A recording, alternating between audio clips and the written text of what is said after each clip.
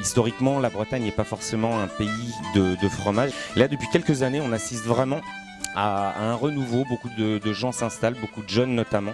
Et ça, c'est très très intéressant.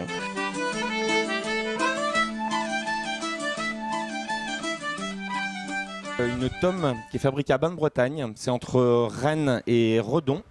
Donc c'est un garçon, Étienne, qui a une petite laiterie artisanale. Et autour de lui, des éleveurs de vaches en Montbéliarde et un éleveur de brebis. Et donc lui fabrique 2-3 sortes de tomes qui sont très très intéressantes. Donc c'est du lait cru, c'est du bio, une tome très très souple, très moelleuse, qui a beaucoup de caractère. Et donc qui plaît beaucoup dans notre magasin, mais ça fait un carton. Et puis, il fait également, dans le même style, une tome de brebis, toujours en bio, toujours en lait cru, qui est assez serrée, un peu plus serrée que la tome de vache, mais qui est très intéressante également et qui fait un bon complément aux tomes de brebis, notamment basques ou du Béarn. Il fait également une sorte de petit galet. Donc là, on est plus dans le style d'un reblochon, tout en crème, très très très souple, très moelleux, un petit peu plus typé qu'un reblochon. On va continuer avec le curé nantais que là beaucoup plus de gens connaissent. Donc là on part sur Pornic. Donc on est sur une croûte lavée, relavée au muscadet.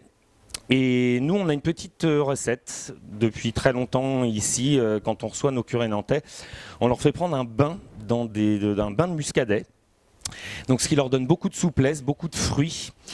Et après le bain, on les enveloppe et on les réserve en cave pendant 15 jours, 3 semaines, histoire qu'ils s'imbibent bien du curé nantais.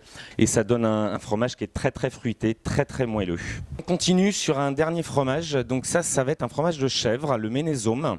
Alors le Ménésome, c'est le point culminant de la Bretagne, pas plus de 300 mètres, mais c'est quand même le point le plus haut de Bretagne.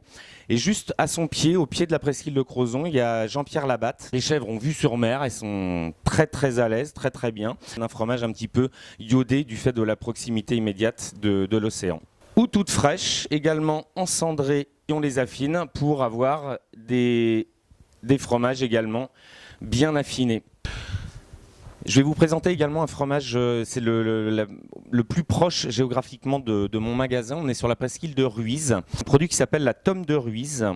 On est sur un fromage au lait cru, fait avec une race de vache bien particulière qui s'appelle la bretonne pied noir, qu'on ne trouve qu'en Bretagne. C'est une petite vache, pas très productrice en lait, mais là on est vraiment sur du local. Une tome légèrement cironnée, comme vous le voyez, et qui est très très bien également pour faire des plateaux.